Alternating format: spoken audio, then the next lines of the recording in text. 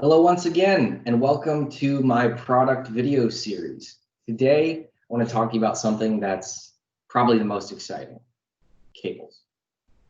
Now, I know cables aren't necessarily the sexiest thing to talk about, but they're probably the most widely used device if you have automation in your plant, and especially when they fail, the costs can really add up. So unless we're in the world of wireless, they're going to stick around. So let me talk to you about a couple different solutions that we have that can maximize your machine production uptime and minimize spending energy replacing cable. So let me adjust my camera here real quick and we'll get started. So, all right, so slight adjustment more. To start off with, we've got PVC jacketed cable. PVC is probably the most common sensor jacket you're going to see. It comes in many colors, but it's good for temperature resistance. It's good for standard, automation applications. Two problems that come up a lot. First off, if it gets exposed to caustics and lubricants and chemicals over time, the jacket will get brittle, and then when it bends, it breaks and exposes wires, fails. Number two, if you light it on fire, chemicals are very toxic. So PVC is a good solution, but not for everything. The next option is another yellow cable.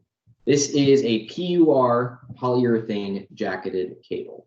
So PUR is a little bit less temperature resistant than PVC, but for those caustics and those chemicals, it is an excellent and resilient jacket option.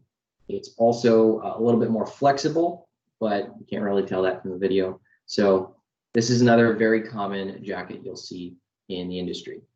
The third and the best of both worlds, this is another yellow cable. It's a TPE thermoplastic elastomer jacket.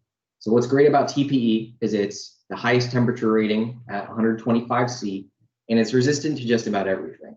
It's resistant to all those caustics and lubricants and chemicals like PUR. It's also high temperature, welding, abrasion, oils, and it's also very high flex. So this is what I would recommend if you're in a robotics application. And it's really not that much difference in cost from either of these two jacket options. So for standard applications, this TPE jacket's your best bet. But there's always circumstances where that's not enough. Let's talk about a few of those.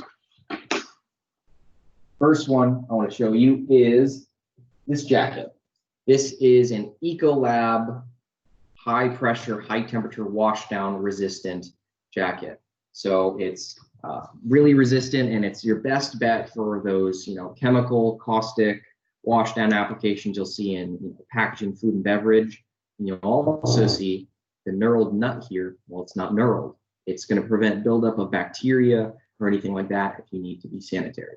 So very resistant to chemicals and washdown.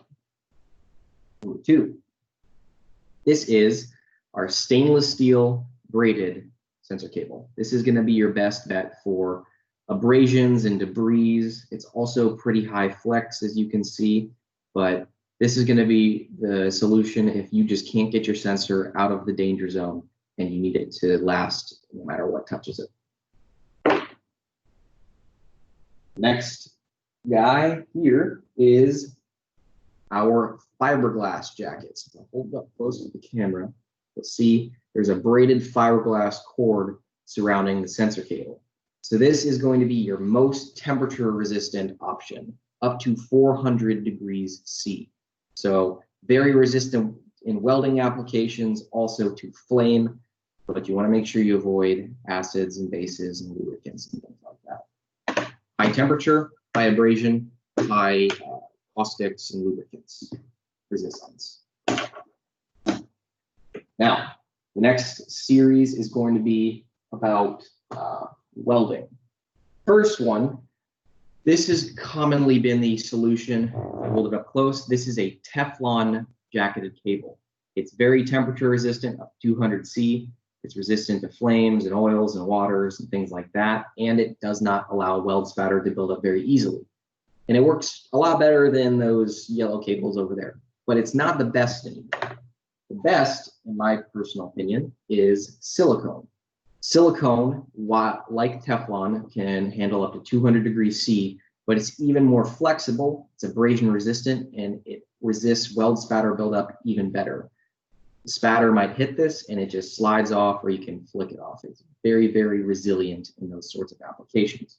Now, one of the solutions we also have is a sensor cable with a silicone tube surrounding it. So you get the high temperature rating, you also get that resistance to weld spatter buildup and shock. So in the most nasty of welding environments, this is a great solution because it protects it all the way up to the connector.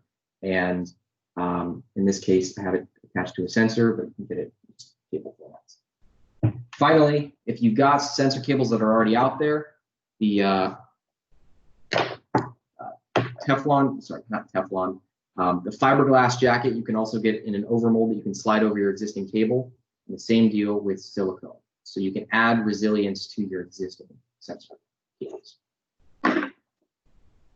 So long and short, we've got a lot of different solutions out there that allow you to make sure that your sensor cables are lasting as long as possible and you have the right tool for the right job. Until next time, that's all I got for you. If you have any questions, give me a shout. Thanks again.